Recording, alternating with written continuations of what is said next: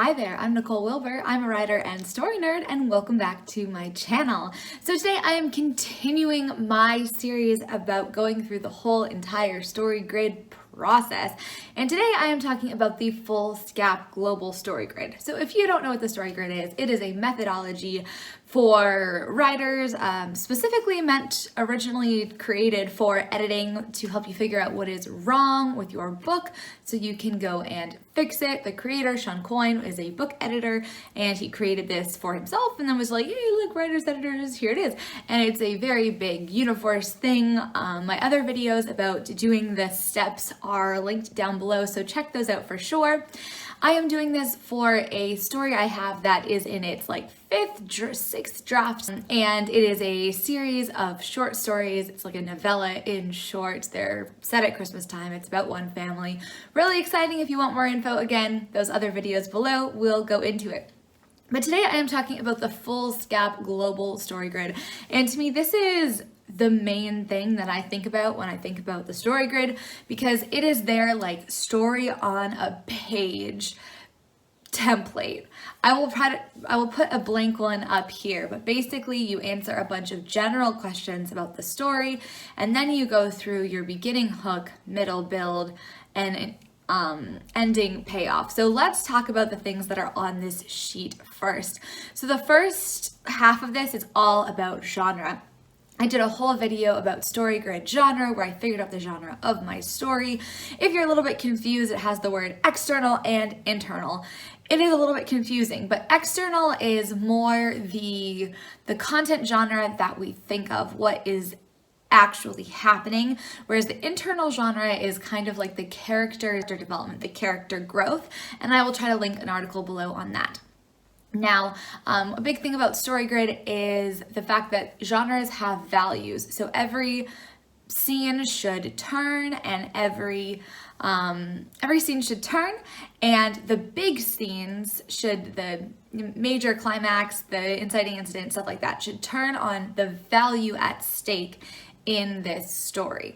If I have a love story, right, the value at stake is love, and there's a whole sort of range that you can go. You can go from hate to love. So you have hate, you have indifference maybe, you have love, you have commitment.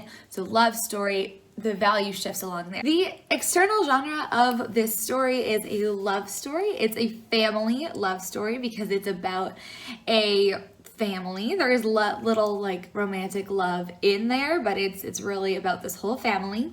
And so the external value at stake is hate to commitment.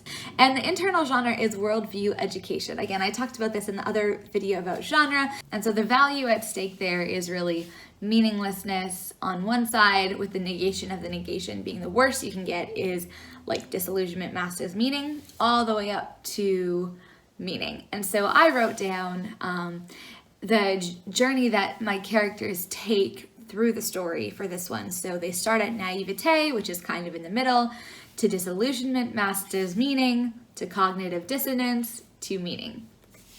Obligatory scenes and conventions in a love story and also worldview education story. We have a mentor figure, someone who's a mentor, a shapeshifter, which is someone who you're never really sure if they're for you or against you or what is happening. A social problem. The social problem in this story is addiction. That just is kind of on the undergrowth. For the point of view is first person present. Objects of desire. So in a more traditional story, you might have like the object of desire being getting the MacGuffin, for example. In my story, because I have 7 different characters, they have 7 different objects of desire. So for this, I just wrote each character wants to maintain the status quo. So for example, one character wants to not tell anyone this secret and keep his feelings and thoughts a secret. Another character wants to ship some packages and then their day gets interrupted, but they want to maintain the status quo despite circumstances prompting them to change. And then the controlling idea or theme. I really like how the story grid talks about theme or controlling idea.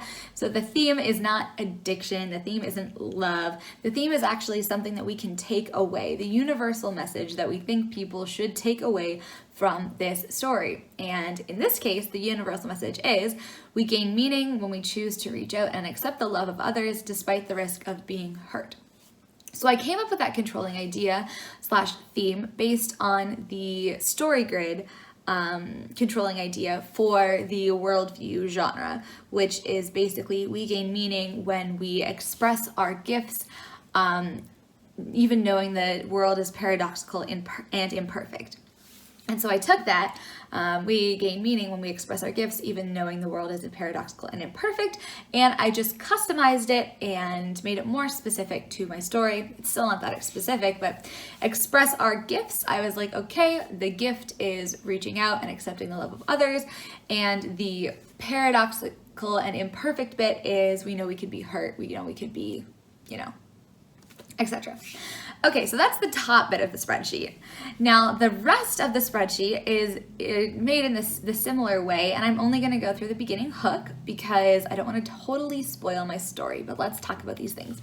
So Story Grid has your story divided into 3 parts: the beginning hook, the middle build, and the ending payoff, beginning, middle, and end. And the ethos behind the story grid is that there are these 5 commandments of storytelling. And that is that in every scene, every chapter, every beat, every book, every act, you have to have these 5 commandments. Personally, I'm just going to give a little bit of a disclaimer here. I find these 5 commandments really, really helpful for doing my scenes. I don't find them as helpful for outlining a full book. For editing the book, yeah, I guess it helps to see it on one page. It helps you see the progression. However, I find it most useful, let's say, for writing scenes. So each of these beats, so 1, 2, 3, 4, 5, our 5 commandments, is one scene, or in some cases like a part of a scene. Because my book is a little more non-traditional and it's a bunch of short stories, there's 7 short stories, so I kind of have the first 2 as the beginning, the middle 3 as the middle, and the ending 2 as the end. The incited incident is the unexpected event that kicks off the action in the story. The turning point is an obstacle that forces the character's hand. They can't avoid confronting the problem anymore, and it pushes them into the crisis. The crisis is a question. The character has to make the decision. Will they do X or Y? The climax is the answer to the question. The character takes that action, and the resolution is what happens as a result of your character's decision. Let's talk about the first act of my story. So the inciting incident that kicks things off is when Laura, who is our main character, our setup is she's like in the kitchen cooking Thanksgiving dinner and she has a little baby and she's pregnant. Our inciting incident is she goes into labor. Now we have these little plus and minus signs on the side, the external charge and the internal charge. My understanding is whether the genre, so that's the external genre charge and the internal genre charge, if that is a plus or a minus. So for the external genre, it being a love story and the value being love, is this inciting incident good or bad? So she is about to give birth to a baby who she is very excited about. So that is a positive for love. So that is a positive charge. Her internal charge of worldview education is also a positive. This is meaning. It's meaningful to have a baby, so we're meaning. Okay, complication. This is our turning point complication. So that is, Laura realizes her husband is actually too drunk at the moment to be at her side through her baby Noah's birth. From an external genre perspective, being a love story, if we have like commitment, we have love, we have indifference, we have hate over here, that would be a negative because we've gone from sort of love and commitment to indifference. So her husband is indifferent to this. He is not paying attention. He is not there, and he is not going to get there. So we are going negative on the love genre scale. From an internal genre perspective, we were all meaningful and happy and excited, and suddenly life has become more meaningless. We've gone to more of a cognitive dissonance because she's so excited and it's so meaningful to have the baby, but she has this thing happening with her husband. And so we've had a hit to that as well. The crisis. So this is an interesting crisis because the realization that the husband is too drunk to be at her side, and in the complication and the climax actually happens in a different story, which is like 8 years down the line from when the complication happens. The crisis ends up being a bad choice: give up on her marriage or cling to an unreliable, changed partner. And they always have the question marks here because it's just a question. We don't know the answer, so we don't know what the charge is going to be. In the climax, she confronts her husband and tells him she wants a divorce. That makes our external change.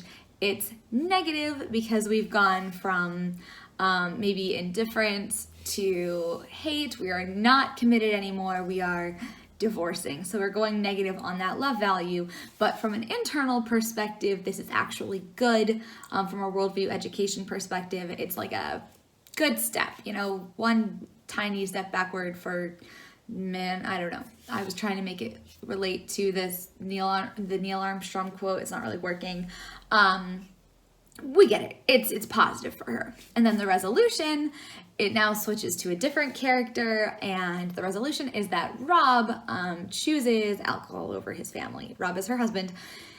And so from an external charge point, we are going more negative on that love. He has chosen something else, so we are down here.